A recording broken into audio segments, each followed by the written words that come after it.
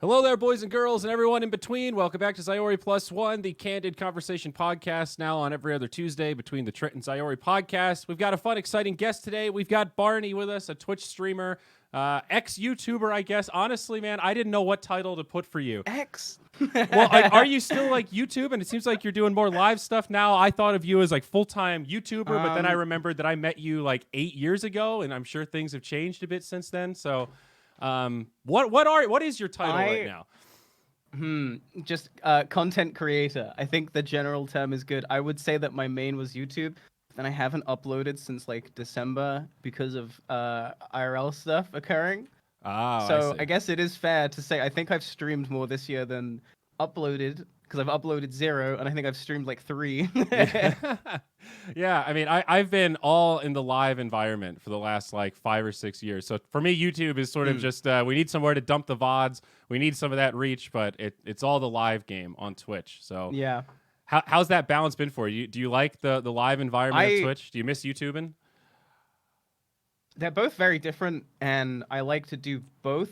I struggle to balance the two. I would definitely say that I'm not good at like uploading and then also having like a consistent stream schedule, which I think my viewers would definitely agree with. Yeah, well, that's fair. And your videos are pretty like edited, right? They're pretty post-produced. Like you're not just playing and then uploading VODs.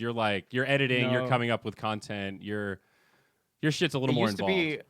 It used to be a lot easier. Like I would do like a League of Legends game and edit that down, and then like I don't know, somewhere along the way I just kind of got bored of that and I didn't know what I wanted to do, and then I just found that I like to make longer videos that are more like narrative driven, that have more like going on, and of course that means the workload is bigger. And then like every time I do something, it's kind of like in Portal 2 where GLaDOS, she's speaking to, I've already forgotten the name of the other robot character, and she's like, oh, this is how it starts. Like you make one like little, not trap, what are they, like obstacle course? I don't know, what would you call the portal rooms? You make one, you get the little puzzle itch, but then you need to keep going further and further and pushing it. So now I'm like here, and I've done like 6 months of prep work for my next series, because like nothing else will cure the itch, and then I dread to think what I'm gonna have to do to like get that dopamine hit after this. No, seriously, I mean that is like the trap of content creation. I think a lot of people look at streamers or YouTubers or whatever else as, once I'm popular and I have 100,000 followers or whatever that magic number is, I'm going to be interesting content. But as you start to grow that following, you realize like it's a game of constant one-upsmanship with yourself. You got to keep one-upping the coolest shit that you've already done. 5 years down the road, it's like, damn, what do I do next? And that, you described it as an itch. I describe it sometimes a little more like a virus, like almost an addiction. Like, all right, I can't enjoy tournaments sometimes because I'm preoccupied with what the fuck are we gonna do? How are we gonna one up this one now? There's like a voice in my brain, and it kind of like says like it will send me an idea, and then the other half of me will like argue with that, like there's no way you just came up with that, because like now we have to do it. But like I hate that that's how we have to do things now. yeah seriously. So I guess I don't know the right place to start this whole podcast. I'm sure we'll jump all over the place, but for a little backstory, I was thinking like when we actually met and how different times were, and I think it was like 2012-ish. Maybe 2013. It was 2012. Yeah, and at the time I was working outside of esports, and I was trying to figure out how to turn ZyoriTV into like a content hub. I think I was envisioning something kind of like Geek and Sundry in its current state, but I didn't quite have the vocabulary to express that, or a clear-cut vision, and no money and just sort of sweat equity. So you were one of the first content creators that we reached out to sort of join our little network, so to speak, even though we didn't really have much to offer. And it, I don't think really much came out of the partnership either way. You kind of just kept making content. We attempted. I just kept making videos. You kept doing your thing. I mean, you gotta try these things. If you got a vision, you gotta try and see how you can make it like real. Yeah, like nobody lost on it. It was one of those that just nothing really materialized. But back then, you had a different handle. You were Keyori. What happened to Keyori, I was. dude? So like I have like a very long history in like role play. And so like playing games, like creating characters and then like becoming that character. And like Keyori was just like a character that kind of emerged during League of Legends gameplay, and I would like act and say and like have a mindset that I definitely don't have outside of like any other game. So it was like I was like playing this character. Then Interesting. you kind of get bored of the shtick, and you kind of want to change it up and like introduce different elements. But then people don't want to see that because they subscribe for one thing, and so I kind of just like took a step back when I realized like I don't want to keep doing the same bit. I want to try other stuff, and I kind of don't think I had the skill set or like the ability to make content how I wanted to. So I just kind of like AFK'd for like a year, maybe longer, to kind of like figure it out in my own head how I would go about doing content the way I wanted to do it. So when you reinvented yourself away from Keyori and just into Barney, was that also a shift away from League of Legends and like multi-game It content? happened. I had done like Overwatch stuff in the same kind of vein, but Oh, yeah, it okay. was kind of like it mostly ended with League of Legends, and then I guess I tried to like carry that shtick over into like other games, and I was just like, it's not working for me. It's not doing it. And so from there, I think I went into GTA 5 roleplay for like 3 years straight. That was gonna and I be my just kinda, next like, question. Like that's yeah. when I hear role play, that's the first thing I think of. And I don't know if that's just like a stereotype for somebody who's not that much into role play, but No, it's like probably the best place to like roleplay, like the best roleplay game right now for like just straight hard roleplay, I would say. I regret not getting into it. Everyone tells me it's too late and I already missed the boat, but I don't know. I I'm disagree an with that. I RP think noob though, so I don't know if I can make I think it. it's eternal. Yeah. Do you do Yeah, Dungeons I and think it's Dragons and stuff like that as well? I haven't done it a lot. Uh, like when you say role play, LARPing also comes to mind. Are we extending into the real LARPing, I world? would love to do that. It's like the height of geekness, and I think it's just so cool. I think it's so cool. When I was like a kid, I like realized in my head that I thought this shit was cool, and I was like, I could never tell anyone about this. But now I don't give a fuck. Like That's LARPing is true. cool as hell. If you Yeah. LARP, I'm with it. Yeah, the older I get, the less I give a shit about people judging what I'm interested in. Like, all right, For laugh at sure. me if I want to go play outside with rubber swords. I'm having a fucking awesome time while you guys are laughing at me playing with rubber swords. So, There was that Paul Rudd movie where they do like there's like a LARPing sequence like at the end of like the climax of the movie, and I think that's like ironically that's where I was like, wow, that's cool. Was in this movie where like yeah, like LARPing was like they didn't paint it in a bad way, but you know what I mean, like it's just funny that like a comedy movie where like the LARPing is kind of the butt of the joke, not really, but yeah. yeah. Well, it's a balance. In my Discord, we recently started like a queer chat kind of safe space, more like no dumb questions sort of thing, just to try to give Mm-hmm. people a space to communicate. And we had a conversation about that. Like, how do you balance like queer characters being kind of appropriated in movies as like the butt of the joke versus being included as real characters? And how do you draw Yeah. the line of like, you don't want to create these protected classes where queer people can never be in on a joke, but you also don't want to Yeah. like use really lowbrow, lame. There's certain trigger words these days that are pretty much universally avoidable. It's a tough thing to balance. It's interesting too when I'd you say see so. how much media has changed over the last 10 years, 20 years. Definitely. Like, You even just watch stuff like I was like watching Friends recently, and the amount of like stuff in there that I was like, "Whoa, they said that!" Like, just like yeah, normal TV, you can't do that. like even Star So Trek. yeah. Do you watch Star Trek at all? Are you a No, I had like a friend who she made me watch like all the movies, like the old movies, and then the newer movies, but I never watched like any of the actual series. Okay. Yeah, it's just like there's something about that late 80s, early 90s, man. The culture was palpably different around all that stuff. Yeah. And I believe a sure. lot of shows were doing the best they could given the climate at the time, but a lot of it just didn't fucking age well, man. No, not at all. So I want to pick your brain a little bit about reinventing yourself, though, because I felt like I've switched games a couple of times. Like I started in StarCraft, then I went to Heroes of New Earth, then Heroes of New Earth kind of died off, and Dota 2 took over. So that was like Yeah. a half transition, right? That's really funny. I visited the studio that made Heroes of New Earth. Really? Just like randomly, and I've just remembered that I wanted to tell you about it, like way back then. When did you go? What year was it? They made this other MOBA game called Strife, I want to say. Yes. And they had like a player referral system, and it was like for like some number they would like fly you out, like all expenses paid, to like do a tour of the studio.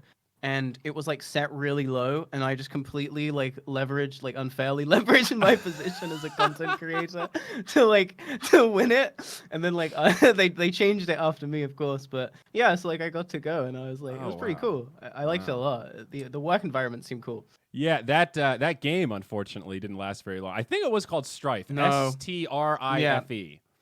I'm pretty sure that's the name. Like I'm 99.9% Yeah, sure. and that was the one they were trying to eliminate toxicity from MOBAs, right? So like they didn't show deaths. There was no all chat. You had like, was there all chat? I don't remember now. I actually don't remember now. I remember there was a part.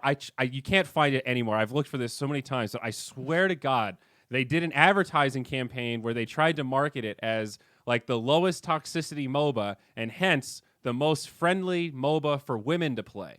So they tried to do all these like really obnoxious ads with these gamer girls, really living the dream. And I remember it getting ripped apart. Like everyone was just like, "This is not the way you want to market this shit."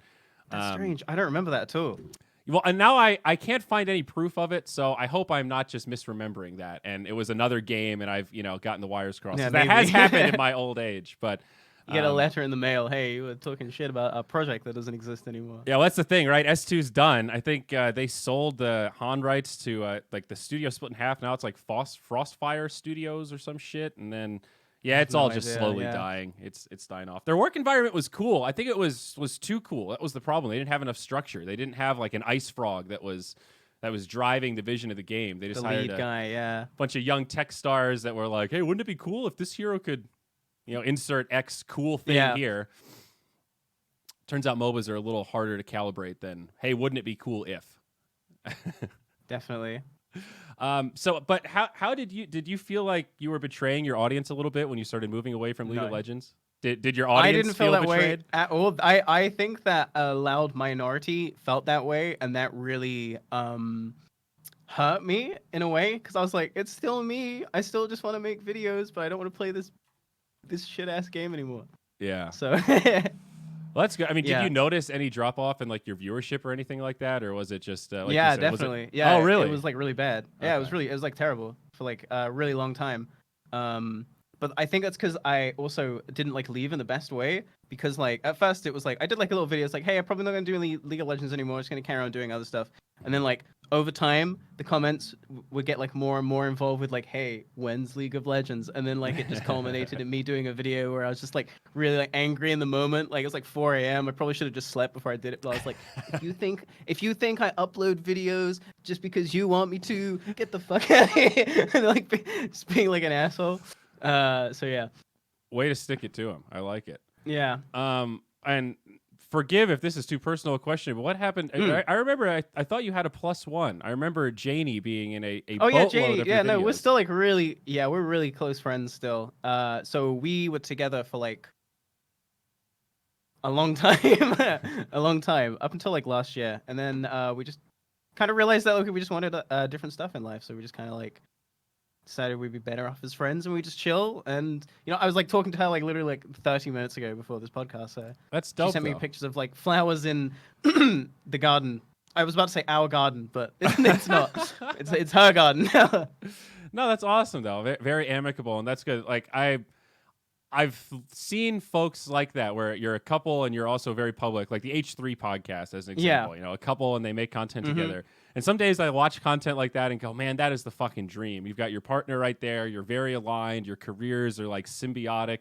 But it's got to be hard too, where you're on top of each other. And if you disagree, like your whole parts of your relationship are just now by nature public. And then you've got to deal with all that background noise, right? Like how did you guys we definitely balance that?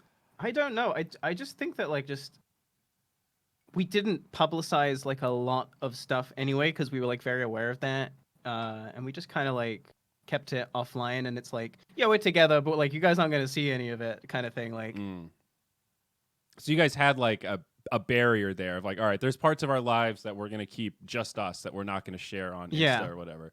That's smart. Yeah, that's smart. Were there moments where it felt like the parts that were public did add extra stress to it though, where like, did you ever have moments where you guys wished you could just be like a quote normal couple and not have the limelight there?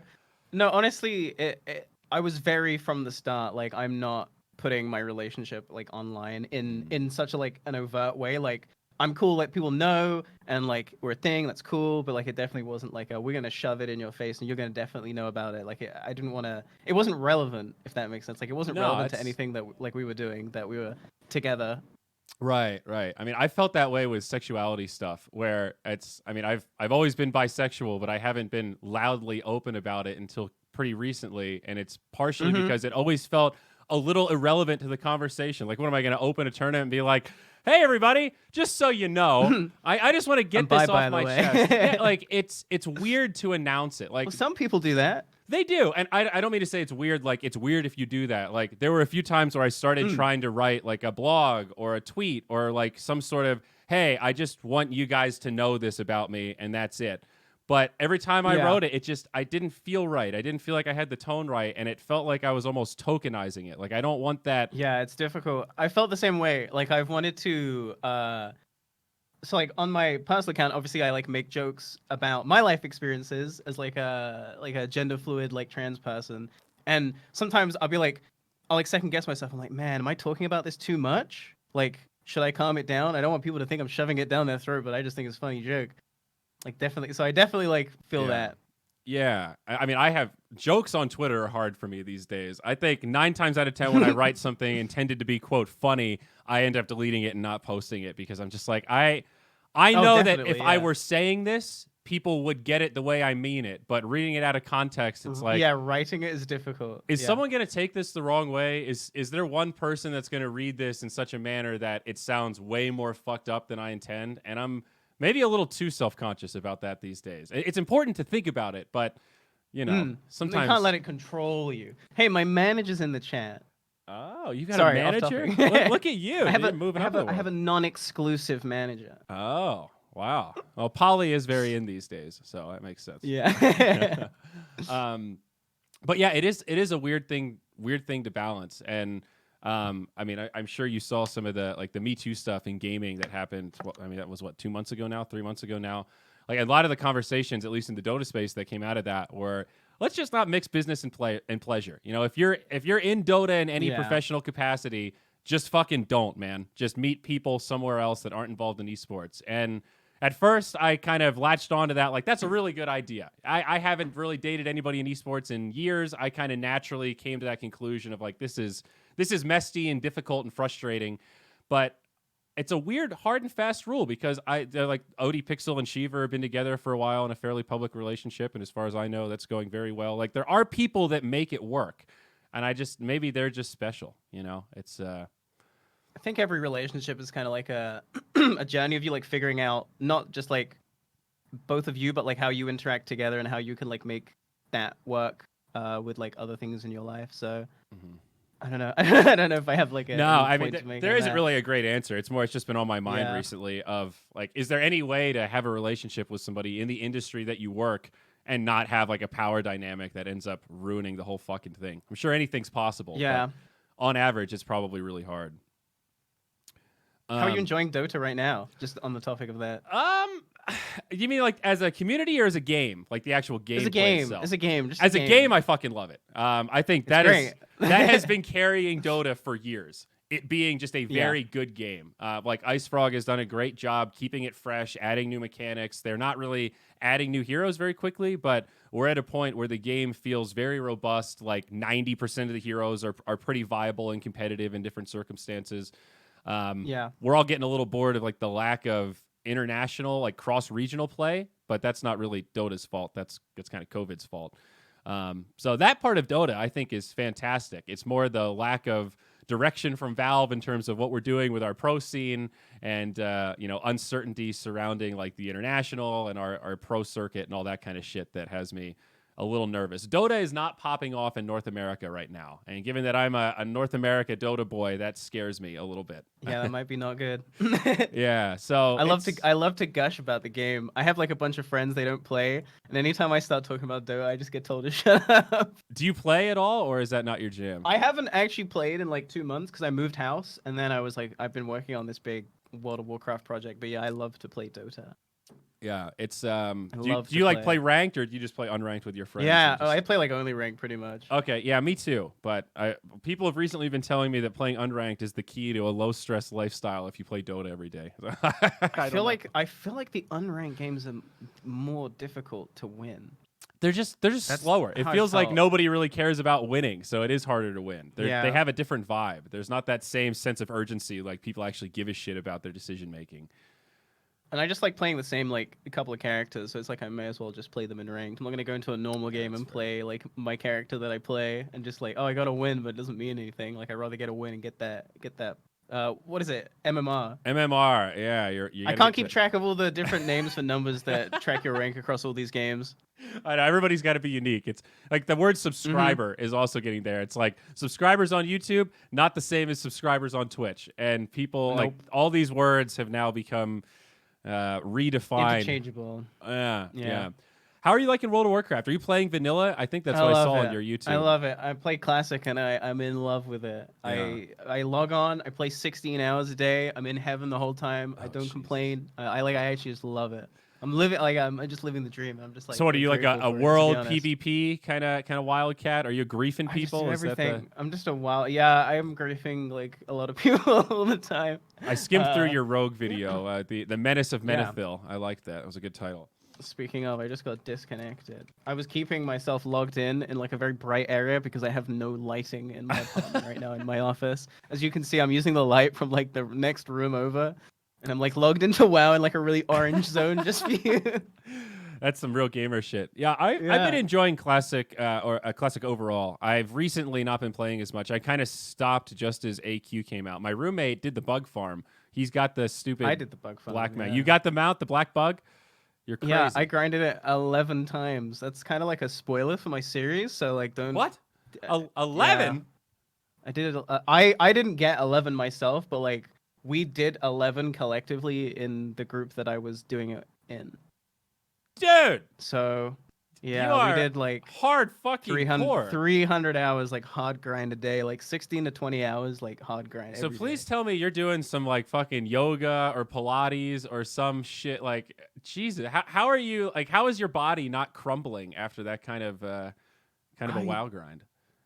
I don't know. I just do it. Like I know it's like a real five head, just do it, just figure it out. But like that's actually just how I do it. It's like I gotta do it. I'm at the point if I Like I don't. said, like when when I find like actual determination to do something, like nothing will stop me from doing it. So it's like if I have to play 20 hours a day and I get to sleep for like 6 or 7, and I gosh. got to do that for 3 weeks straight, like that's the price. Like I've already decided I'm gonna do it. So it's like okay, Still, let's get it. 11 Scarab Lords. That's like I watched my roommate Gotta get- barely get the 1 for his guild as they all begrudgingly tried to help him. 11 is that's really congratulations. I mean, that's a congratulatory Thanks. event. Well done. I think so too. There's like a whole lot of drama that goes with it though that I can't wait to share in the video series. Like Well, I'm sure that's a Yeah. lot of hours. Certainly, some shit must there are have some gone people wrong. that would disagree with you that it's worth congratulating. What? That it's just a sad feat of strength? Is that the? No. So like, the TLDR is that like, so for the first few days when we're like out in the desert farming bugs and we're having like these massive scale wars with like other guilds, you know, like 80 players versus 80 players, and we're going at it like for 5 hours in a row, like trying to like contest this one thing. Like, can we please just farm this tunnel? We just had like a 5-hour war for this like 2 tunnel. So it was like getting like, it got to the point where like I'm in like the biggest horde guild on my realm, and then the biggest alliance guild on the realm. We were like constantly clashing with each other to try and get like the most optimal farm that we can get, because they were going for like the same kind of goal that we were, like as many as we can get. And then like after like day 3 of like fighting like all day, like using like PvP consumes, which is like so much gold. We kind of like both just stopped fighting and just started farming. And then we realized, wait, if we don't fight each other, we can just farm efficiently. And so then, you know, there's no more fighting. So other smaller guilds coming in like, oh, cool, there's no fighting going on over here. Let's like, but like, hold on. No. You can't, like, we just contested this area for like 5 days. You can't come in, right? So then the Alliance start killing all the Horde people that are coming in, contesting our zone. And in return, we kill the Alliance that are stepping in on their zone. And thus was the collusion was born. Wow. You know, which is Horde and Alliance working together for a common goal. That happens all the time in the lore, but if you do that in game, you're a bad guy. Well, it's like hysterical that you had an organic armistice, like this truce formed because both sides were just like, guys, I'm tired. It was completely organic when it started. Obviously, it got to the point where like people were definitely messaging like on Discord, like, "Hey, we've got like people in this tunnel. Come kill them." Sure, we're dispatching the rogues now. right. Like it definitely got to that point. But when it started, it was organic, and I had like other friends who play like other servers, and like the same shit was happening on their servers too. It was like really interesting to see this like definitely organic emergent gameplay arise where like the biggest horde and the biggest alliance guilds are working together, and like that's awesome. The story of Anchorage is the horde and the alliance working together to open the gate. So like, can you think of a better storyline? I can't, but the people who weren't involved are definitely mad, which I can definitely see that perspective too. Like, you want to play with the winners, right? Yeah. And if you're getting pushed out, you're going to be upset about it. I guess so. It's they just sound jelly to me. Hey, haters sound jelly that they weren't included in this epic 5-day PvP war. I mean, I mean, it's a whole thing. There's like a lot of back and forth. There's a lot to get through in this footage. There's a lot of socio-political storylines. What server do you play on? Is that public knowledge? Grobulus okay. on NA. Yeah. Oh, you play on NA, really? Yeah. Well, I mean, I used to live in America, and my plan was I wasn't planning on leaving. I just did. I'm Horde on Whitemane.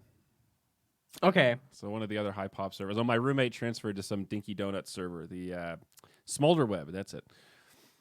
Wow, I've never even heard of that one. It's really everyone should just transfer to Grobulus, because I really believe that the server is one of the best ones out there. Like, I love it. I joined Whitemane originally because I was raiding with the Adam Apicella guild, like those MLG guys. They started a guild together for like esports people, and I was raiding with them for a little while. But then when they transferred to Smolder Web, I didn't follow. I didn't want to go to the low pop server. So, and then I ended up not playing because I didn't have a guild that I liked as much anymore. So it wasn't the same. WoW is more fun with friends. I can tell that. It's definitely, that for sure. You need to be in a guild for sure. It's not fun alone at all. Yeah. I mean, maybe if you're a rogue and you're just solo, like there's a rogue on Smolderweb that just sits in the Horde City and just kills people at the auction house all day. He just kills people with buffs. And sometimes I wonder if that guy is having the most fun on the server. Like, he has a stupid name like too. That. Yeah, I love that. He has a name like No Buffs Lol or some shit. Like, oh no, he's like taking people's world buffs in order. Oh yeah, well that's who he focuses on. I think he kills anybody that he can. But if you've got world buffs, like you move up in the target list for sure. That's for sure. That's where the real griefing is. Yeah, it seems like WoW Classic has been a fucking massive success, and like no one is surprised. Wow, I wish Blizzard had just done it like 5 years earlier instead of shutting down all those awesome private servers that I played on. You think you want it, but you don't, and then it comes out they like double the subscription numbers, and it's like, we told you this. We've been telling you this. Please make the game good again on retail, so we can give you more money, please. I was gonna say, do you play retail at all? Are you like hyped for Shadowlands? Hype is not the right word. I'll play it begrudgingly because I have to.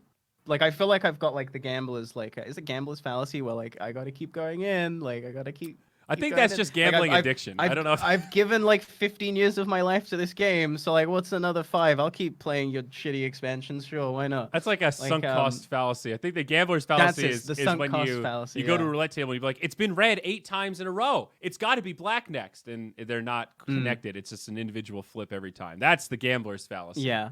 But anyway, okay. Sorry. Yeah. So I mean, that's how I feel about the expansions, and like. I can agree, like the graphics have gotten better. I think that the combat has definitely like gotten better, and the raids, like the raid bosses and all of that is like undoubtedly better, right? Like I can't say like, oh, WoW Classic raids are better, because they're just not. But the game plays different. The busy work is different. The vibe is different because it's like worldwide now. You're not like on a server with a reputation and you recognize names. Right. You're just like a random guy, and no one. I don't know. There's just so many elements about it that I just don't like, and I can't get behind, and just I don't want to play it. I miss the community. I mean, to me, that is the part of Classic that really makes it worth playing. Is that you're on an 100%. island, and you're on that island with other people. So what you do fucking matters. Your reputation does matter. 100%. I mean, at least, and definitely, it definitely matters when you like So like when I first started playing Classic, my Twitch were like, oh, let's, are you gonna go on the streamer server? I was like, no, like I Was that do not want to go on a Incendious? streamer server. Oh yeah, Fairlina? Fairlina. Yeah, that was it. I think it was Fairlina. That was it. They, my view was that, me personally, I knew that I was gonna play it all the way through because like just like reliving my childhood. There's no way I'm not gonna do that. Right. But I'm thinking like all these people are gonna, all the streamers are gonna go to one place, which means that that server is gonna be full whenever the streamers are online because people want to follow the streamer around and like get on the stream and do whatever. But then when the streamer isn't online, those servers are going to be dead, and that's like exactly what happened. And now I don't think the streamers play on that server at all, and it's definitely still high pop. Like don't get me wrong, Yeah. but I just feel like when you have a community that's largely only there to be like background characters to streamers, I just didn't think that that was going to be good for like the experience that I wanted. And given that I have like a really long history in like roleplay, I was just like the classic roleplay scene is going to be really good. So I went to the roleplay server, and at first I wasn't even planning on like making content, if you can believe it. I was going to be like, I have games where I'm like, this game is for me, and I play it, and no one gets to see what I do in it. Yeah.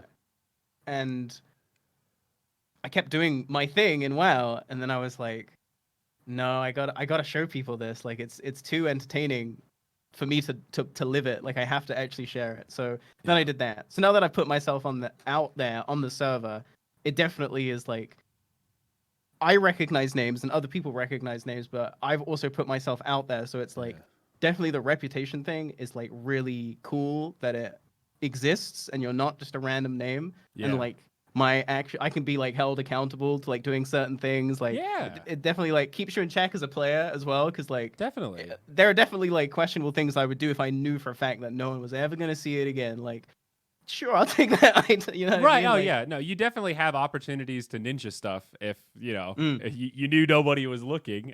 So it gets complicated. How is the WoW RP scene? I've never really played on a WoW RP really good. server. Is it like really GTA good. If it's your level? thing, People are it's good. super into it. I don't know about that, but that's because I think with GTA it's all on voice. And oh, right, okay. It's like active in the game, whereas like in WoW, it's all like text based, right? So you're just typing. Stuff can be like misconstrued in text. So, but the RP things that I've done, and I have like characters that I use that people don't know that it's me, and I like roleplay on them because that's spicy. Yeah, well, yeah, because like people act a certain way now that they know who I am, if that makes sense. So I know for a fact that like people act a different way towards me, like whether that's good or bad. Like I know they're only acting that way because they know it's me, and I got the camera running, so they're always going to like act up. But like if I'm just a random person, a bandito incognito, then they're not going to do that. So I still like to keep my random characters that I'll never share, just so that I can experience the stuff that I wouldn't get to experience on my main now. Dude, I totally feel that. I mean, I would say if I queue solo Dota, like in a pub, I get recognized maybe one every 3 games or every other game, something like that. And I've had games get ruined because somebody on my team is like, "Oh my god, I'm so nervous. I want to impress you," and they're so in their own head, and like they'll play bad, and then they'll like hyper apologize, and like sometimes people will say, "I don't even care about this game. I'm just so excited that I played with you," and that is like really cool and flattering. But there are also times where it's fun to just like play on an alt account and be another face in the crowd and have just see how people interact when you're not in the room, right? That's the thing. A lot of the content that I got in the early days, so there's like this very clear like divide where like, so I played Classic and I have like the recording software going like the whole time. So I recorded like, I think it was like a month, maybe 2 months of like hard recording, and I was like, this is all stuff from the arc where like no one knew who I was. So like no one is acting in a certain way until like the last video that I uploaded. There's a bit where like people are recognizing me, and that's when I start like, there's like the shift in content where it's like everything going forward is now like people know who I am, but I was very aware of that going into it. I was like, I definitely know that I need to do like all these things that I want to do beforehand.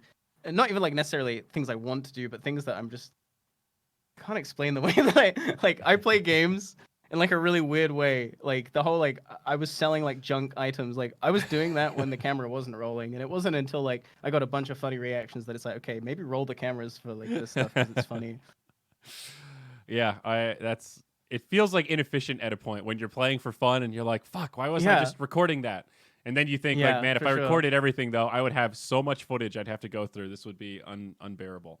And then you go, I need an assistant. I need somebody to follow me around with a camera. I've got like a little got this little 2 terabyte hard drive here that I won in a contest.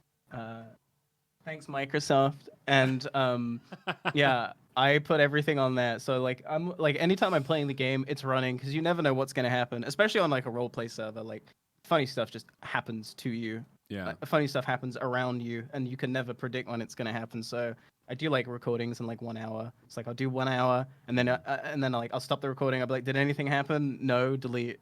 Right. Yeah, you can Start kind of recording. prune it live. Yeah, that's a good way to do it. Yeah. Do you have any advice to like, let's say there's somebody listening right now that goes, I've always thought RP is cool. I would love to get into RP, but maybe they've tried it and feel like they're really bad at it, or they're like really self-conscious and they haven't figured out how to make it work, but there's appeal there. What would you say to like noob RPers that are struggling to make it work? What's the secret? You know, how do you make it actually engaging and funny and like, you know, worthwhile? Gosh, so to speak. that's a difficult question, actually. I asked that somewhat as like personally, you know, like I've been in that where I've thought about it, but I've never actually really dove in and gone like, okay, I'm going just 8 hours today. I'm going to stream and I'm going to be my character. I've thought about it, but never done it. I think like the biggest hurdle, at least for me when I was starting, was like, what are people going to think of me? Like you get quite insecure about how you're going to be perceived. But I don't know. I feel like getting past that is like a mental hurdle that you need to realize like everyone else is in the exact same position. And even me, who's been doing like roleplay stuff and roleplay content for 15 years, if I don't have any answers for you, that should show you that like no one at any level really knows what the hell is going on, and we're just kind of like going with the flow too. Like I think that's the whole thing of like RP is like it's just mostly improv, so just kind of like be yourself. Don't stress about being funny, because then you'll just like be constantly like thinking about it. Just kind of just be and it'll just happen. It sounds like you're struggling to find the words to say like you just need to develop this skill of being kind of confident. You know, it's sort of like when you listen to someone do karaoke. The people that they might not be bad singers, but when they go for it and they just go up there and they're giving it all they've got, it makes it better because you know they're going full ham on the confidence meter, even if they're not hitting the notes. And the people that are kind of like mumbling into the mic, you almost feel physically like, ooh, this is kind of hard to watch. They're not really going for it. Yeah, it's the confidence is 100% key. Yeah. Like if I'm doing role play with someone and you know, you can tell that they're like really confident because they're being confident, then like it's a lot easier to like bounce off that and work with that. So you just got to like be confident and just not worry because the other person isn't trying to pick you apart. They're trying to join in. Like they're trying to make it as fun as possible. That's maybe a good thing for people to remind themselves, like that other people are just as nervous as you are and everyone else is trying to just like fit in with it the same way you are. So it's like the first time you buy condoms at the grocery store and you think the person checking you out is going to be all judgmental that you're buying buying sex stuff. And it's like, dude, they check out so many items. It's all just, it's a blur. They don't give a shit. They're not going to remember your face. Nobody cares, but you're totally in your own head. Like everyone's looking at me and they know that I'm thinking about sex. Oh my gosh. What do I do with these feelings? I mean, everyone's been there. It's a very normal human thing, but so it sounds like the advice is just fucking go for it. If you think it'd be cool, then just do it. It's not anyone who's doing it isn't looking to like cringe at you or make fun of you. They're looking to have a good time too. And like everyone's there for that. So you just gotta go with it. Okay, that is good advice. I gotta do some research on GTA servers. I might poke you after this podcast for some recommendations because I really think it looks like fun. Twitch RP is like a really good server. I've been like playing on off for like 3, maybe 4 years on that server, and I've seen it evolve over time. And I would say like right now it's in the best state that it's ever been in my opinion. Have you played Second Life at all? Yes. Okay. Yes. I because I played it. It's really funny. The person I used to play it with, I live with him now. So he's in the next room, and it's so funny that you should mention that because just today I found an image. Let me send this to you. I don't know if you can put this on stream. You might want to look at it before you do that. Okay. I found like a clip of mine and his characters, and our goal was to just create the most ridiculous looking characters that we could. Um, Sorry, I had to script so- your life for a second. yeah. Okay. Yep. I Th- forgot those are- Second those are Life. You male- can just make Those anything. are male right? nipples. Yeah, those are male nipples, so they're not. It's Can not I link this in explicit. Twitch chat? Is that okay, or is that? If you would like to, yeah, is this you too can go private? ahead. All right, I'll link it. No, not Click at at your all. own risk, folks. There's male nipples in it. So I had like a really wide character. I just wanted him to be really wide and really skinny at the same time, because like I feel like I don't know. For me in Second Life, it was always more of a exploring the terrain as a very not fitting in character, but you're still taking the role play not like seriously, but like Second Life is pretty hardcore. At least it was back then, right? Yeah. And so like when you're playing a character that looks ridiculous, people will treat you a certain way, and I always found that like quite fun to be on the receiving end of that. Yeah, like well, and Second Life always there was some sexualized stuff. Like you could do I mean, sex RP yeah. in Second Life In pretty the- readily available. Is that On in that GTA? character- Is GTA stuff? N- There's no. It's just all in. There's no real Not- sex stuff beyond like you're role playing as a prostitute, like getting arrested by the police or something. But yeah, I think so. On the server that I play on, it's like I'm pretty sure there's like a very hard rule on like no erotic roleplay, because like the server is like the most people who play on there, they're streaming on Twitch. I see. Right. So it's So it's all very much like Makes keep sense. it TOS. But yeah, like the Second Life character I has, he has a whip in his hand, and I was very bad at using the Second Life UI, and we used like an external I wasn't playing through the Second Life client. There's like an extra client that we were using to play Second Life with, because I could never figure out the default one. And even this other one that was supposed to be like an easier version, I could never like fully figure it out, even after playing for like years. And so like my character had a whip in his hand because I accidentally ported into a sex dungeon, and while trying to leave, I picked up a whip. I could never figure out how to get rid of it. So whenever I would click anything, my character would go whoosh, and it would play like a whip noise. And I was like, well, I guess that's just part of the character now. Yeah. I played Second Life a very little bit, not like seriously, just more kind of curious about it when it was a big thing. Yeah. So I wanted to understand what it was all about. And I also wandered into a sex dungeon where I saw some people It's not difficult. role playing They made with it very BDSM. easy. Yeah, it was surprisingly easy. Like the third house I walked in, there were some Yeah. folks on the bed with candles lit. It was funny that one of my long-term subscribers, he's actually just posting right there. We were talking about this the other day, and he went, Second Life? You mean that thing in The Office? You know that bit in The Office where Dwight is playing Yeah. He has Second Life? His life is so good that he's like created Second Life on Second Life. He thought that was just an Office joke. He's like, wait, that's a real thing? I'm like, oh, buddy, Second Life is a very real Second thing. Life is real, and there are people in Second Life who are making Second Life. Not like fully, but that is like a thing that is like beginning to exist. I heard it spoken about because I recently started looking into Second Life again because a lot of like musical artists that I like listening to were doing live concerts in Second Life due to like COVID going on. No one can do anything. Yeah. And so I was watching a bunch of podcasts on Second Life, and I think I got to have the memory from somewhere. They were saying like, oh, people have like started like making Second Life that you can play within Second Life. So it's like a screen, and you can like play Second Life on the screen in Second Life. So I don't know if it's Second Life, but it's getting there. But yeah, those concepts are really cool.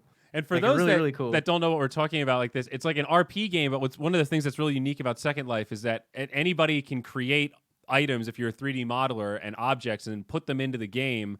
Put it in. And there's like an economy, so you can buy and sell stuff too. They had like sort of a Valve-esque almost sort of platform. Yeah. And that created this whole economy, and it allowed for all this user-generated content where it's like anything the users want to exist in the world can exist in the world. So it's a true sandbox, and it's limitless possibilities, I guess. Yeah, depending on your scuba. personal skill set, for sure. And your wallet, I suppose. Do Do you still play, or are you still active on Second Life, or is that? No, I haven't played Second Life in so long. I wonder if it's still like, have they updated it? Are the graphics still like potato quality, or like? It still looks. I think that it's. The last time I played was like a couple years ago, but it was still very laggy.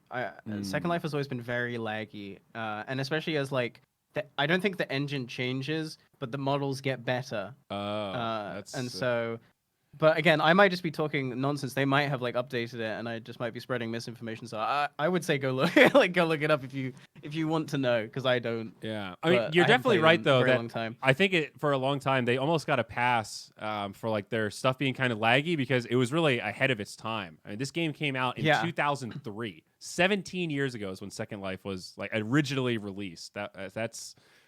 That shit was pretty ahead of its That's time. so long ago. Like, Yeah, even just that's like same year as WoW. Yeah, I mean, you read all this shit about like crypto and ICOs. It's like, yo, what are they? The Linden Bucks or whatever they're called. Like they were they were the first ICO, man. They did it. They did that.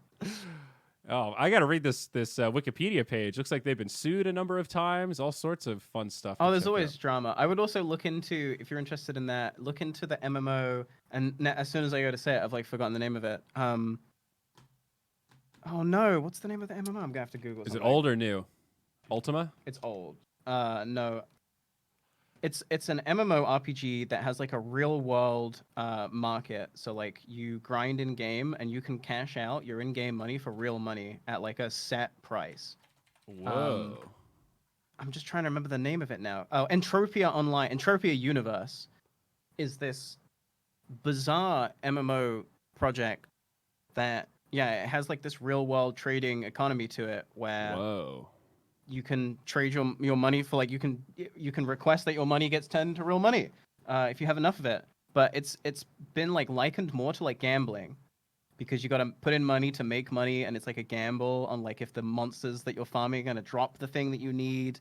But then there's like crazy stories of like people buying like entire planets for like several $100,000 like people going to take out loans, like business loans, and being like, here's my business plan. Within this game, I'm gonna make like a nightclub and like mineral farming, and everyone has to pay tax if they come and like farm my minerals and It stuff. sounds like and EVE so Online these people shit. like these people like making a living Wow. like, you know, being rich in this game, and they're just getting richer off just playing the game. Huh. That's man, gamers never cease to amaze me. You know, it's like I never played EVE Online. We go hard. But it's one of those games that, you know, it also came out in 2003, and here 15 years later you hear like, this $100,000 vessel just got destroyed. It was a 3-year plan, and they used people that switched factions, and they were plants the whole time, and it's like this crazy like sabotage kind of like people work for years. EVE Online to bring EVE Online is insane. Like that community blows me away. Part of me wishes I had gotten into it, but every time I say that to someone who's into it, it says, you really don't wish that, no, man. yeah. You really don't wish that. I can't get into it because I get like really bad motion sickness like playing the game. I try to get into it several times, and it's probably for the best, like knowing what kind of player I am, because I feel like I would be like right in there trying to do all the crazy stuff, because like I want to see like everything that the game can offer me when I play a game usually, which means like playing at the highest level, like doing the highest level stuff, like has to be like part of the goal. I like one of your fans said earlier, Twitch chat, I'll never understand Maddie's crackhead ninja way. It's equal parts concerning and inspiring. I love that. That's so beautifully well put. Of like, we're all worried for you, but you also motivate me to push myself. I don't know. I just I'll sit there and I'll like struggle to like get the motivation to like wash a dish, and that takes like 10 seconds, but then it's like, okay, cool, I'm gonna do 3 weeks of killing the same mob over and over again, 20 hours a day, let's do it. Like, I'm cool to do that. I don't understand. I mean, like I wish my brain could be dedicated to stuff that's like actually beneficial around me in my day-to-day as well. Yeah, I don't.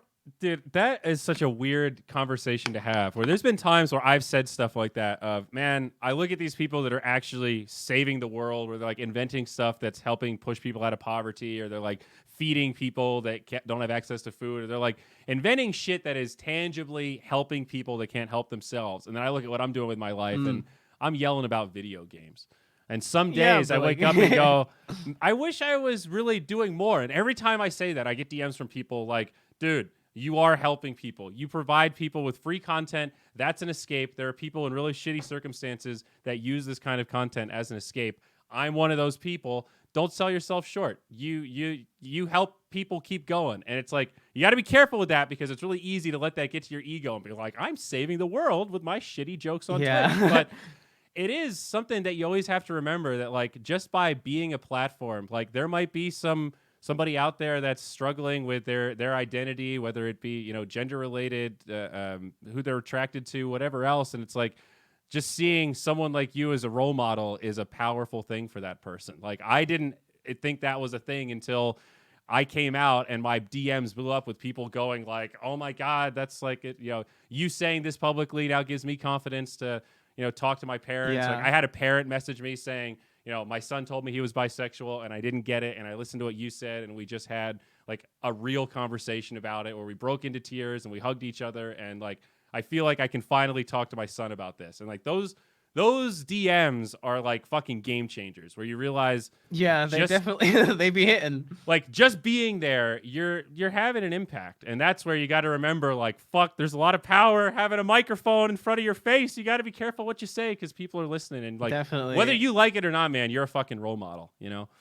Yeah, that's the thing. When I was doing like, I remember back in the League of Legends stuff, I was always like, I'm not a role model. Like, don't look up to me. I'm just some guy who plays video games. Like, get a grip. But now I'm kind of like more self-aware, like more mature, and I've like realized like, oh shit, like what I do is like it's like a blessing, and I also like need to take it like more seriously in that sense because yeah, people definitely like look to you and see someone doing something that they might want to do themselves, or just seeing someone who made it being the same as them, and that gives them the confidence to be able to be themselves. Like that stuff is like definitely it's definitely quite overwhelming and a lot of emotions I get that I can't quite put into words, but it's definitely made me change the way that I live my life in general because most of that is online. So yeah, definitely. So again, since I haven't talked to you in a while, I don't want to get too personal, but I'm kind of curious about like your Maddie alt account and how you decided to go public with all of that, and like how long have you been public with that stuff? And I guess I'm sort of curious, like what is public? Like, do you identify as transgender or? Yeah, I do, and it's even for me now, it's like still very quite new, and I don't know if confusing is the right word, but undiscovered. Yeah, it's more that like I know that I don't even necessarily fit into like the boxes that are even now like a thing, I guess, being like gender fluid, and I kind of like, it's not that I go back and forth, it's that like I definitely want to, I don't know, like I can't even explain it myself. But yeah, go ahead. No, you go. I was on a podcast with somebody. It's a South African podcast, just an general esports thing, and I had started painting my nails, and they kind of asked me about it, and one of them told me, like, I explained, so by being bisexual, right? That's who you're attracted to. So a lot of people see that spectrum. It's like, all right, 50-50. You like men and women equal. Maybe not, but bisexual is basically saying I'm on that spectrum somewhere. I'm not just attracted to men. I'm not just attracted to women. Whether it's 80-20 in either direction, there's still a mixture of men and women that I'm attracted to. Okay, cool. So that's for sexual orientation. Now, how about gender identity? If that's also a spectrum of male on one side and female on other side, generally, at least my understanding, is that transgender is sort of a binary shift within that system. You were born as a male, and inside you feel like you should have been born as a female. It's a very like, I'm all in male and I want to be all in female. And I had said on that podcast, like, I feel like I'm on that spectrum. I'm more male than female, but I don't identify as 100% male. And the guy said immediately, that means you're trans. Yeah. And I kind of went, is that what trans means? Do I have the wrong definition of this kind of like binary shift? Because I don't really feel trans, but I don't feel like when I hang out in a group of 5 other like cis straight dudes, I definitely feel like the odd one out. You know? Definitely, I can definitely. Yeah. So my thing is like, I'm definitely. I think of it as like a sphere, right? Because I don't necessarily believe it's like boy girl and then there's like a line. I think it's like it could be like all over the place. But I definitely like I'm leaning more towards the like not boy but femme, but also like I don't know. There's that. Labels like, are that's fucking the best hard. way I can describe it. Just it's I don't care for a label. I'm just trying to be me. Yeah. No, I like, feel that a lot. That's awesome. I'm just kind of like at a point where it's like I'm done kind of like not just like dressing how I want to dress and just like doing what I want to do, and I'm at the point where like I can confidently be like, I'm not insecure anymore about it. Like I am good to just do it. People can think what they want. So that's where I'm at. I don't know what label to put on it, but I mean, I love that though. I think that is one of the healthiest mindsets around all this kind of stuff that I've ever heard, because I've talked to other folks where it feels like searching for that label is this like life-defining quest, and sometimes it becomes this, you're like ride or die with this label, and like having a more vocabulary to express stuff is good, but you're a person first. You're a person above all else, you know? Definitely. I feel like trying to put, at least for me, trying to put a label on it has been like more stressful than just letting it be and just being like, it is what it is. I don't know what to put a label on it. I'm just going to be me, and it is what it is kind of thing. So like, I feel like trans is a very easy way to let people know like that I'm not like cis, but other than that, like I wouldn't know how I would explain the rest of it. Really. Was there a catalyst for you to like and go public or whatever? It's so cringy as well, like the way that I kind of like figured out, because like I've always in the back of my mind like known and suppressed it, like even when I was like a kid. Right. Whoops. And like there's this. I told this story the other day on stream. There's this show on Netflix called The Chilling Adventures of Sabrina the Teenage Witch, or like something like that. And I had like a really big crush on the lead actress, so I watched this show. And it's very cheesy and like, I feel like it's mean to say it's like badly written. That's like mean, but do you know what I mean? Like it's very on the nose, and they're not trying to be like, they're not trying to be this like highbrow like think piece, right? They're just trying to be like a cheesy TV show about like a witch and like wizards and other stuff like that. And so they had this storyline in the show where there is a female to male trans character, and it's like really obvious, like for the whole thing, like it's really obvious that that's what they're leading up to. And like I was like calling it the whole time, like, oh, he's trans, and then there's this one scene where like he tries out for the basketball team, and like he makes it because he like scores like the big net. I don't know basketball. And all the characters run over and give him a hug, and they're like, oh, you did it, Amy, or like whatever the character's name is. And it's like, oh, it's Theo now, right? Like coming out as like his new name. And it's like that just like it like triggered my brain like immediately, and I just like sat up in bed and went, oh, I'm trans. And like it's so dumb, like that's the thing. It's like this show that like I'm not invested in the show. I wouldn't even say I like the show, and like I had like no emotional attachment to anything going on in the show like at all. I was just watching it like late at night, nothing else on, and like, oh, people are cute in this show, so that's fun. And it was like that was like the final thing that made the penny drop, and I just like sat and I was like cringing at myself, like really that was it. It couldn't be, you couldn't have like read like a book by like an intellectual who like really made you get this deeper understanding for you as a person. It was like this like dumb show where this person was like just like the most like stereotypical storyline of all time. But I mean, it's good, and that to me like legitimized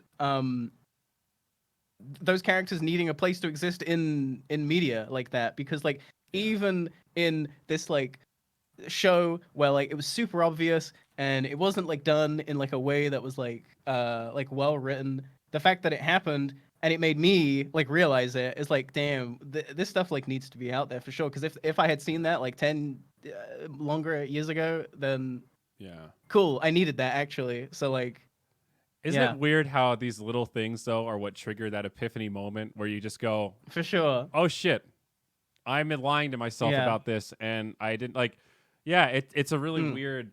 It took me a little while too, because I dated someone when I was relatively young, at like age 14 or something, my first real girlfriend. And while I was dating her, I had the first dream, the first gay dream, air quotes, that I ever had, where I was oral sex with another male. And I remember telling her about that, of just like, does this mean I'm gay? And she was like, no, you're definitely not gay. And then we never talked about it again. And that conversation like sealed me off for years of really thinking about anything. It's crazy how that can happen. Being a spectrum or anything else, of just like, okay, I'm either gay or I'm not. This girl looked at me and we had sex and she says I'm not gay, so I guess I'm not gay. And then it took me like 5 years to really reevaluate that and go, that's a really dumb way to think about anything? Why am I? Yeah, for sure. She didn't have my dream. She's not in my head. Why? And I think she had the best of intentions. It was just one of those. It's like sometimes those little comments stick with you, and it takes time to really break down this wall that you built up, like accidentally almost. I didn't even realize I was running from myself. Yeah, for sure. I can definitely relate to that 100%. Yeah, it's fucking hard. So I guess are you planning on becoming Maddie full time? Like is eventually at Barny going to become at Maddie, or are you going to keep this like duality thing going for a while? So the Maddie thing is like ever since I was a kid, in the back of my mind I was like, that's my name. I don't know why I thought like that's interesting. I can't explain that, right? I've just like that's just been like my internal name. And I like to go by that name in like my personal life now. And it's also like a requirement in the UK to like transition medically. Like if you want to get like HRT, then you have to like change your name legally to show that like you're serious about it, I guess. And so I was already like thinking about changing my name, at least in my personal life anyway. And then when I was like told that by like the doctor I was seeing, I was like, oh, okay, cool. That's an easy decision to make. Then I just do that.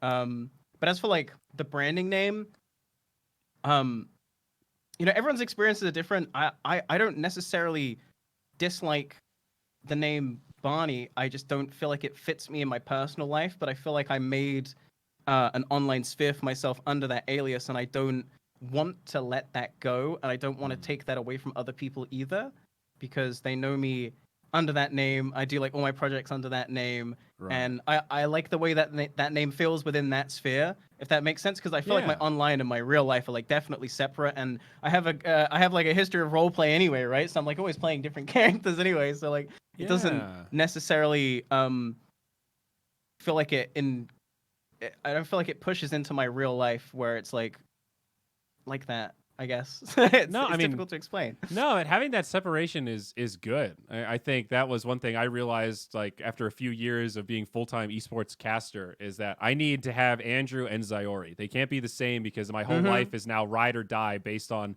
how I perform in any given broadcast. And I need to have like stability in my real life and stability in my career, and they need to work like in tandem with each other, not just be the same thing. So I'm a little envious almost. Like you've separated out your personal life and your online persona in a way that a lot of content creators have not been able to do effectively. So that's, I don't know, maybe worthy of a pat on the back, my friend. There. Well, I appreciate that. Thank you. I feel like I'm not. Yeah, thank you. I appreciate that. It's hard. It's difficult. And so it started off as just like a personal like vent account, I guess, and it had like a different it had like a my like role play name in like WoW is like Barny Beekeeper, because like I like bees, and I hope one day to like keep bees, kind of like a silly dream. But like yeah, so that was like that was the at, and then people would follow that just to see like, because like I said earlier, like I don't put my like real life online usually. Maybe like here and there I'll be like, oh, today I did this, but like I wanted to start sharing more with people who care about it. I guess I got like more sentimental. I was like, oh, I want to be more involved with like my community on like a more personal level, I guess, and let them in a bit more, especially when I'm taking so much time off the internet with like these massive like series that I'm planning. So I started that account, and then obviously when I started transitioning, I just changed the name of that to Maddie Moon, which is like a really funny take on my current legal name, which is Barny Boon. I knew that was really your good. last name, and I didn't even connect the dots. That's pretty fucking funny. Maddie Moon and Barny Boon. Well done. Well done. Yeah, it's kind of cool. I got like 2 superhero names. You really do have a superhero name, man. That is it's kind of cool. Yeah, it is. I mean, I'm sure it ebbs and flows. There were probably times where you really hated it, and like younger school, I'd imagine people probably. That's the thing. Like, obviously, there was always the obvious like, oh, Barney the dinosaur. But like, I don't know. I always felt like I liked the name. I just felt like I wanted 2. I always wanted 2 names, because the back of my head was telling me that like, hey, like that is your name, but also this is also your name. It was a very strange thing to explain. I had a weird moment in my WoW Classic guild like a couple months ago where our raid leader accidentally called me Zyoria instead of Zyori, and I was like, You know, I think that might become my femme alter ego, Zyoria. Zyoria. And it was funny because like it happened so organically. I was like, I guess I am pretty femme. That's just how I'm branded in this guy's head. All right, fair enough. That's probably not not too far off. But it's sort of to circle back though, like kind of what you said about pronoun stuff. Like I really admire your sort of, this is me. I'm doing what feels right. Take it or leave it. If that's enough for you to unfollow me, fuck off. See you later. If you want to stay on the roller coaster, let's do it, baby. And that's kind of where it stops. Like that's awesome. To me, that screams confidence. You know, like you kind of have at least an idea of who you are, and you're, you know, it's like a no excuse. Like I noticed in your Twitter profile, like that you said any pronouns, and I'm not gonna lie, that jumped out at me as a moment of. It made me smile because I've been trying to figure out how to articulate that very thing where people ask me sometimes about pronouns, and I feel like it's a little rude to say I don't care. But for me personally, it's not that I don't care. It's that it's like anything is good. I have no preference. Yeah, like some of my female friends from high school call me princess. You know, most people use male pronouns. Love that. When I'm in public and I get, quote, misgendered and somebody sees me from behind and they say ma'am and then I turn and they go, oh my God, I'm so sorry. It's like, I feel more bad that they are having like a moment of like, oh my God, I feel like I feel bad that they feel like they have to walk on eggshells then. And I don't know a good way to communicate to those people. Like, I genuinely don't care. It does, like, I realize that I look effeminate and it's totally natural for you to see that and, react the way that you do. I expect it. I'm not trying to bait you into some sort of like a gender conversation here. It's just, I'm just doing my thing. Yeah. I started saying thank you because that would happen a lot. Like, and I realized I liked it. Like people would like misgender me, like, oh, ma'am, miss. And they'd be like, oh, and then they'd hear me speak. And then it'd be like, oh, sorry. And I'd be like, it's fine. Thanks. Like, I don't know. Like, I just feel like that's a quick, easy way to just like let them know that it's not a problem. That's a good act. That's actually a pretty good suggestion. Just like, oh, thanks. I take it as a compliment. Yeah, I was meeting a business associate in real life one time, and when I came up to them and I spoke to him and I was like, hey, it's me. He was like, oh, whoa, I thought you were a girl. And I said, oh, thanks. And then we just continued, like, and that was where that ended. So, yeah, that's I don't know. I feel bad that it makes people uptight because to me it's just I am how I am, and I try to think of people as people first. That's like the foundation of the pyramid when you look at an individual. But anyway, I just wanted to give you that shout out, man. I really I admire that a lot because we live in a weird age of like it's really hard, and I struggle with that word hypersensitivity because I do think there are some people that are a little hypersensitive, and when I see the way they engage with others, I wish I could communicate to them like, this isn't worth the space in your brain to a certain point, like just live your life, do the shit that there's some really shitty people out there. You kind of have to block them out at a certain point. And it's like, that's almost a muscle. And I also recognize that as a Twitch streamer and person who's been in esports for a long time and someone that accidentally exposed themselves on Twitch 7 years ago, it's like, I have a harder exterior than your average person. It's easier for me to just tune out somebody calling me a bad word than it is for someone who doesn't have that same skill set. But I do believe it is a little bit of a muscle and that we can teach people some basic skills to try to recognize when you're becoming your own worst enemy of what's that phrase, like free rent or rent free or whatever? Living rent free. Living rent free. It's like that happens a lot though. Like you see people arguing on Twitter and it's like, man, that shit's rent free, dog. That is rent free right there. I've had the same thing too. Like definitely like just letting people get the best of you, and like people might just make an off comment to you, right? You can't just let something they didn't even really think about stick with you, like that. Like it's not that deep. Well, somebody called me the new age F word like 5 years ago. We were out on St. Patrick's Day, and it was just like I was trying to be overly social. I was probably a bit too inebriated, and he did not appreciate it or whatever. And I remember being in that moment thinking immediately like, the fact that you said that word in reaction to me, like saying hello to you, demonstrates that like you got some issues. And it's like, yeah, definitely. It's definitely on them. I just give them the thanks. Right. That was a big shift for me, going from like, okay, this doesn't bother me anymore because I know who I am, and you saying that word doesn't break me down at all. And now, honestly, I just feel bad for you because that's who you are, man. You know, you just show your true yeah, colors. that's who you are, not me. Yeah. And when you for can sure. really internalize that, it's a pretty powerful tool to rise above and not like get sucked into it. You just kind of walk away and go, yep, that guy was a piece of shit. All right, on with my life now. And to me, it's like a victory to not let that guy live rent free in my head. I guess maybe he is right now since I'm telling this story on the podcast, but yeah, but it's a really hard thing to talk about, though, because it's really you can't tell people to be less sensitive. Like, that's the most insensitive thing you could do is like, well, you just need to deal with it. But there's a balance there also of, I don't know. I don't know how to articulate it. To me, it feels like not good to be super sensitive all the time. It seems like a really tough existence. Yeah. So I don't know. Especially when you're online. Yeah. I don't know where I'm going with all this. I guess it's just relevant to this sort of like Twitch chat, moderation, like how do you handle negativity in your community, I guess. That's sort of what I'm really curious about.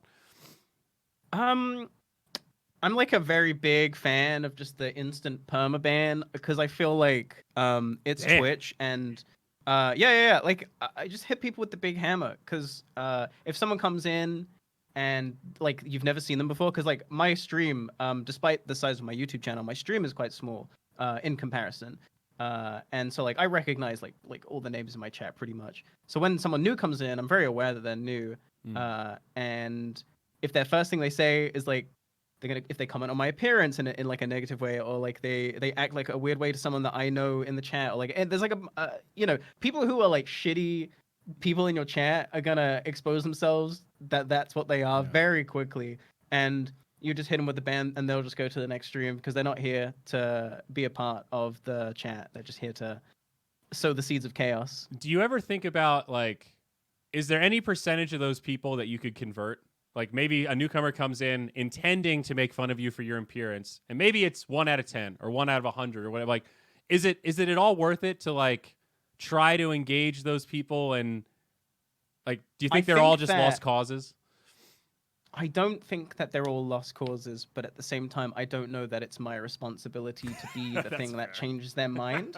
I don't know why that's on you. Yeah, that's true. Yeah, I do think that I would like to believe that there are some people that would stick around and maybe see that that's a human behind the screen and it's not that deep. And I don't know. My thing that I always find on YouTube is that like a lot of people they don't know the me behind the camera, right? And so I've definitely had DMs from people that have been like they'll DM me and more nuanced than I'm about to say it, but they'll be like, before like your channel, I would say that I wasn't on board with like gender politics. Maybe I would even consider myself a bit of a transphobe, but like I enjoyed your content, and then I came and saw that you were a trans person, and that made me kind of like second think like, wait, and I know it's kind of like a really silly thing to say, like, that happens, but if that's the penny that drops for them and that's the way that it happened, then I still think that's a good thing. Like you can argue like, oh, that shouldn't be the right way for people to figure out that that's how to be like a human being and be good to people. But it's like, hey, some people, they don't grow up in an environment where like they can develop that. And so like if they figured that out by themselves through another means, then like you shouldn't gatekeep being a good person. Right. Well, I mean, I asked that question partially because I always try to give people like a one chance. I'll try to engage them once and then see how they'll respond. Sometimes I'll give them a second chance, and I think of it a little bit as of a game. I mean, I remember like when I was an edgy, gamer in Heroes of Newerth, I definitely used the F word, the modern F word, more than I should have. And I remember like specifically in a game where somebody just typed to me and said, "Hey, man, I'm not offended by what you said, but I just want you to know that you sound really stupid and really uneducated when you speak that way." And that was it. They didn't argue with me. It was just one sentence, period. And that shit really sunk in. I was 15 or 18, whatever age, like old enough that I shouldn't have been saying that shit. But one person saying it in a way that wasn't combative and just like, "Hey, man, I don't give a shit what you do. Just FYI, you sound dumb." You sound like a dumbass. Immediately went like, well, I don't want to sound dumb. Oh, and that, but that like started that chain reaction of thoughts to go, okay, I'm not going to talk like that anymore. Maybe that person's right. Maybe that isn't the way that I actually want to communicate. Maybe, and it got me really introspective. And I don't know, maybe I'm just projecting my own experience too much, but I think of that and hope that I might be able to be that person for other people that like are saying that shit on like it's like automatic, you know, it's robot. They're not even thinking about how offensive it is because no one's ever stopped them and said, hey man, think about what you're actually saying. Like another phrase that I used to say that I don't say anymore is bitch work. That's like a phrase that we used to say like around the office all the time. And it's like, that's kind of a shitty phrase to use. You know, like people used to say ward bitch support. It's like, don't say that. That's not like the way you want to use the word bitch. You're like implying that they're less than, like just don't say that. It's not a good phrase. There are a million other words you could use to communicate the same thing that you're trying to say. And that's, there's a thing in WoW Classic that I've tried to start like spreading slowly, at least like amongst like the thing where so in there's like hearthstones in World of Warcraft, and you use them and you go back to your inn.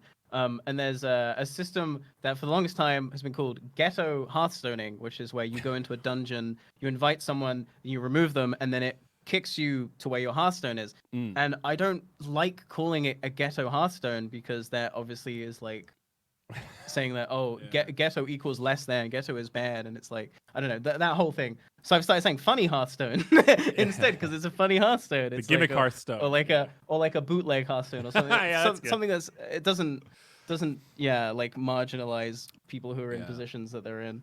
I don't know if it was Day 9 or In Control or somebody in StarCraft said that once of just like the English language has more words than you will ever be able to use. So like maybe use some of those words that were created to express these really articulate, complex emotions that humans have. Like English is really good for that. So let's let it work for you. You know, use that vocabulary. You'll sound smarter. That's a good way to think about it. Yeah, and it's like to me that was I have no counter argument. Yeah, you're right. Let's just like when I used to live at the BTS house, Merlini used to tell me like his goal was I learn a new word every day.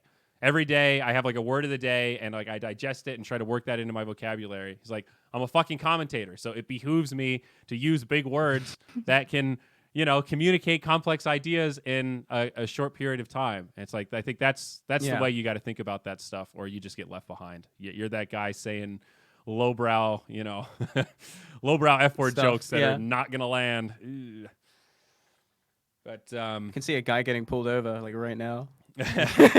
Like from my apartment. Sorry if I'm distracted. I can just see the lights. Yeah, it's tempting. No, it's a weird balance. It's like with moderation stuff. I try to like I see so many Twitch streams where people have rules of like no backseat gaming. Don't tell me what to do unless I ask for it. And part of me is like, I feel like my whole stream is based on the idea of backseat gaming. Like I'm not that good at games. My whole stream is like me interacting with other people playing games. So like sure, backseat me all you want. Live vicariously through my pain. That's what this stream's like. There are hundreds of streams you could watch if you want to see top 100 Dota players grind the ladder. You know, that's not what we're doing here. And I don't know. It's just I have a no backseat. Well, I'm curious though because I've noticed it a lot. And is it because it's just like when you're like playing a game and you're already kind of tilted, it actually pushes you over, or like what's the thought process? It's not a tilt thing. My thing with backseating is more that I want an organic experience that wasn't influenced by like anything outside of that, unless I've asked for it. So it's not necessarily like I'm salty and I'm tilted and I don't want people telling me what to do. It's more like if I'm experiencing something for the first time, don't clue me in on what I'm in for. Don't do anything that might. That's fair. Like I know spoilers. Like, I've definitely. It sounds bad, but like I even dislike when people say, "Oh, you're gonna love this bit coming up." I'm like, I don't want you to tell me that. Like I want to just I don't want to like feel like I'm looking forward to something.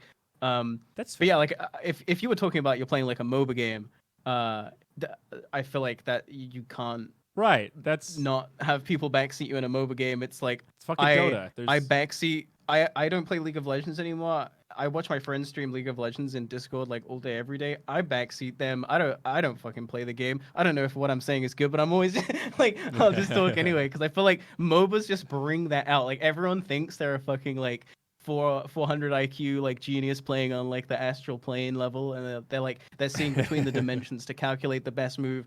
And, like while I'm watching my friend play League of Legends, if he misses the smile, I'm like, oh, I should have missed that smile. Like, just being like a shitter in the background. And I think it's funnier because they know I don't play, so it's even funnier that I'm talking shit and definitely. So I've had two general questions I had left on my list here. One of them. Are you a Path of Exile player? No. So I'm so sorry. I don't enjoy like the What are those games called? Like hack and Like slash action or RT action RPG are the two phrases action I've heard. RPG. Yeah.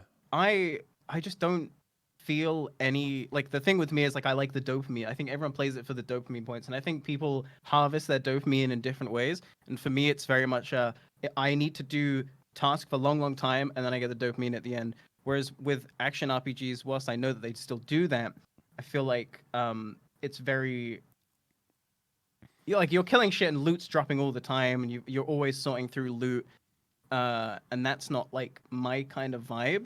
Yeah. Because like I played a lot of Diablo 3, and I put like a lot of hours into like this seasonal character that I made, and then like I was I don't even remember what the things were called. Me and my friends were trying to like leaderboard on Rifts or something, right? Yeah. And it's like we got like top 10 on Rifts or something, and even when I got that, I was like, I don't care about this. Like that wasn't fun for me to do. I didn't get the dopamine, and like when I get like the upgrades that I was looking for, it feels more like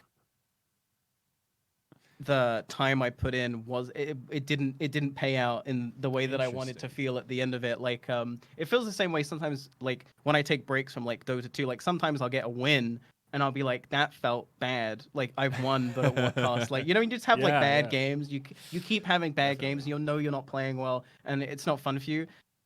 It's like that will happen. I'll need to take a step away because I know that Dota can be an enjoyable game, but with like action RPGs, I've never had that dopamine hit that's made you go, this is why I play these types of games. Like that doesn't happen for me, and I've tried to make it work too. And so nothing against the game. I'm very aware that Path of Exile is very good because I have a lot of friends that play it, and just it's not your cool. genre. Like it's not my genre. I really the skill tree in that game, the fucking giant web.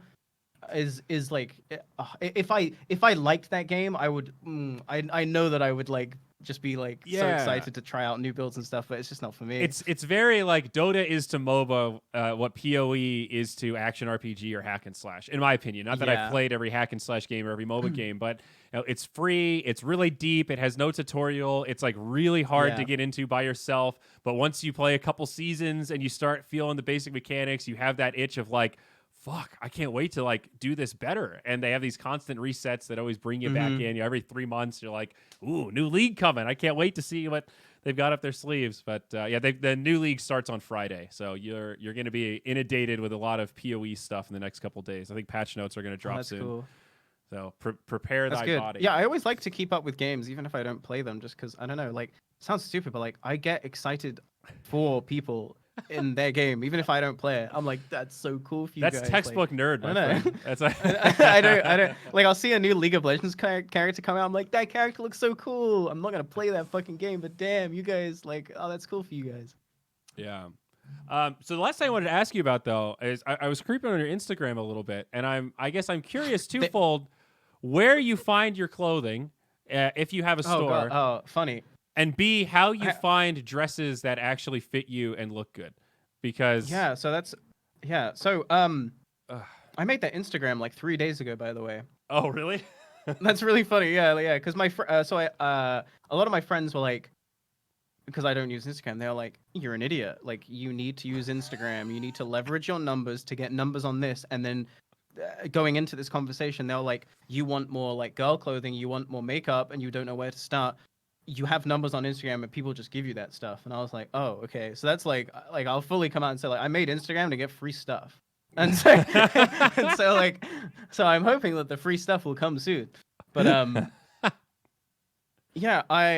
funnily enough, Janie donated me a bunch of her old clothes. That's convenient when you're the same size. Yeah. That's always nice. Yeah, which is really cool. And then doesn't help me much, but good on you. That's I just kind of like see stuff I like, and these like random Japanese websites. She always had to like use Google Translate to order stuff. She's always like really worried they wouldn't arrive. So I can't help you there. I used to use like I got this dress from Hot Topic. Really? Funnily enough. Oh, yeah. Gosh. It was kind of nice. I saw it in the store and I just like tried it on. I don't know. I just try stuff on. I have several outfits that are all female clothes, but when people see me wearing them, it looks like femme gender neutral. It's usually like Tom's leggings and then this shirt that I'm wearing that's like kind of a scoop necky, just it's like some basic shit that I got on Amazon for $20. So I have some ensembles that look okay, but outside of being like the most basic person ever, I've always been envious of like the summer dress. You know, I grew up on the East Coast. I had a lot of female friends. It's like those really hot days, those one piece, Yeah. you just slip it on and it's like you're hitting all the boxes. You look like you're kind of dressed up. It breathes really well on a hot day and it's comfortable as fuck. You're just wearing like a tunic toga thing. I can't go back to like the pants days and like jeans. I just can't do it anymore because like it is like really like breathable.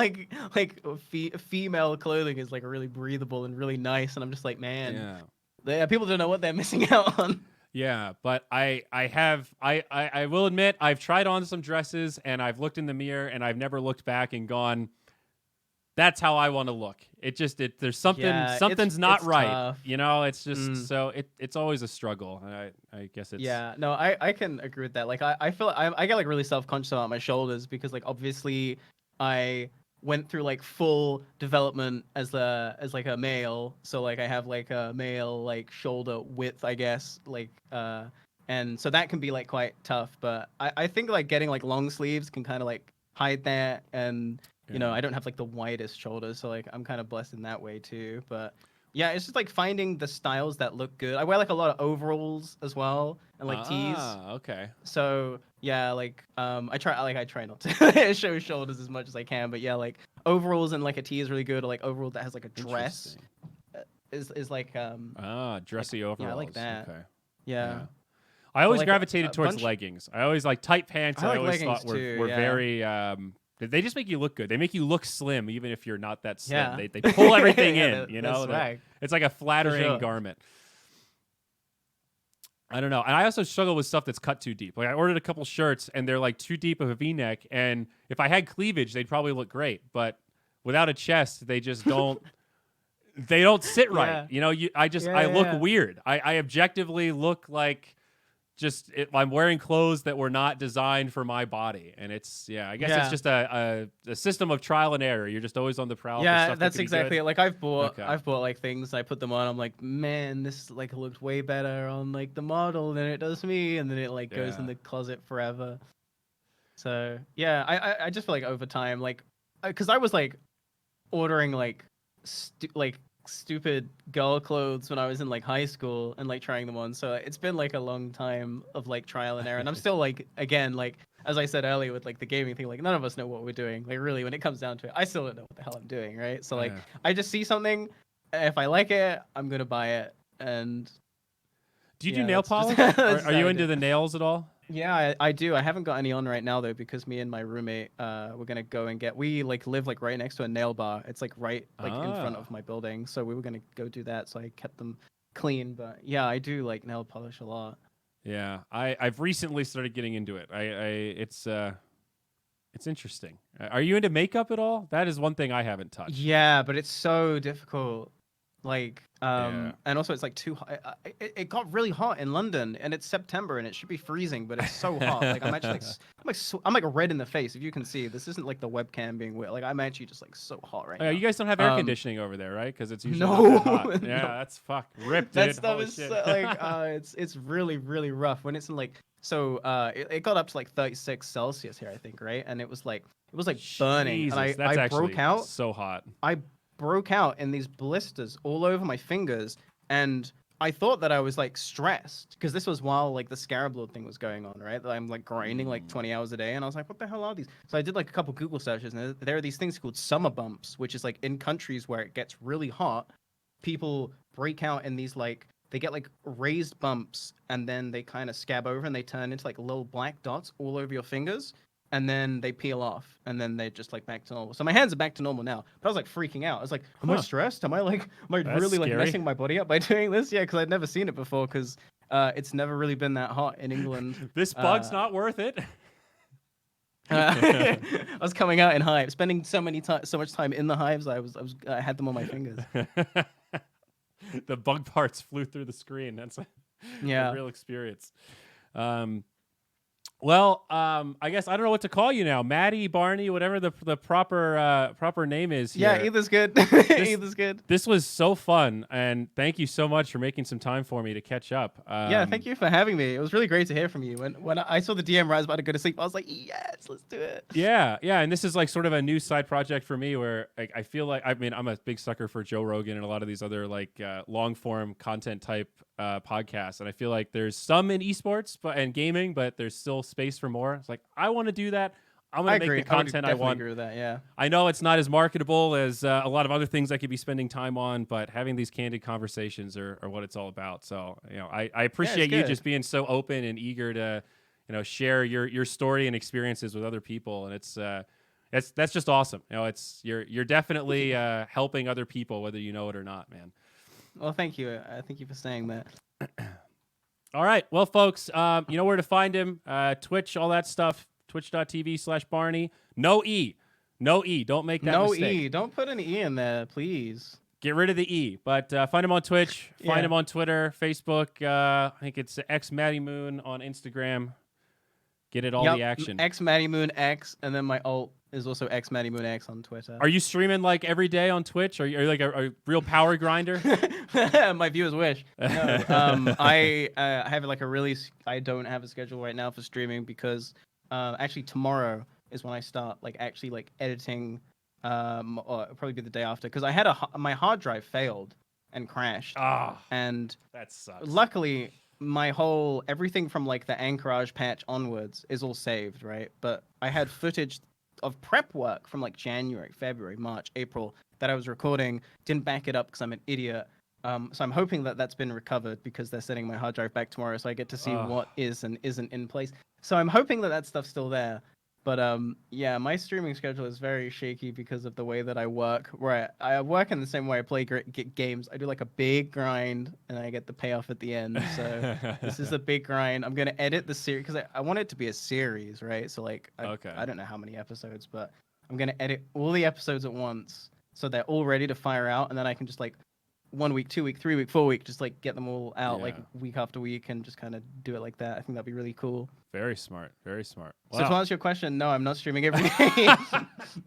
The grind continues as a content creator.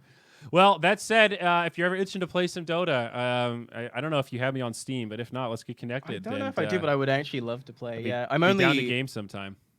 I'm only legend. I'm low as fuck. I was ancient. I'm fucking Archon 5 right now, so it's been brutal. Oh, that's kind of crazy. I played while boozing a little too much, and the recovery's been slow and steady. So yeah, my rank's pretty cringe. I won't lie.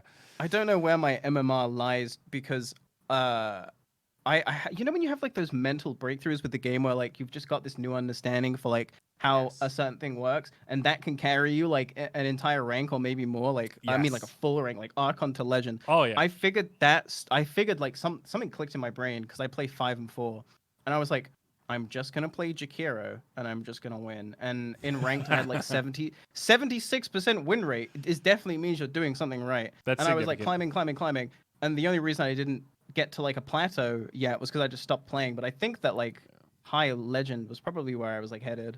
Yeah, that sounds about right. I was Ancient 1, I think, before I made some big mistakes. Don't play your calibration games drunk. I can say that is... I would never. Well, most people hear that and go, well, you're just an idiot if you did that. And I go, yeah, it was at an event, though, and peer pressure, and I didn't think I was drinking that much, but then I look back and go, yeah, those were 10 beer a day days. Oh, God. Yeah. Oh, no. But... all right, well, I'll let you get out of here again. Thank you so much, and look forward to playing some games with you in the future. If, if you ever want to do anything, feel free to reach out. I'm always around. I will do.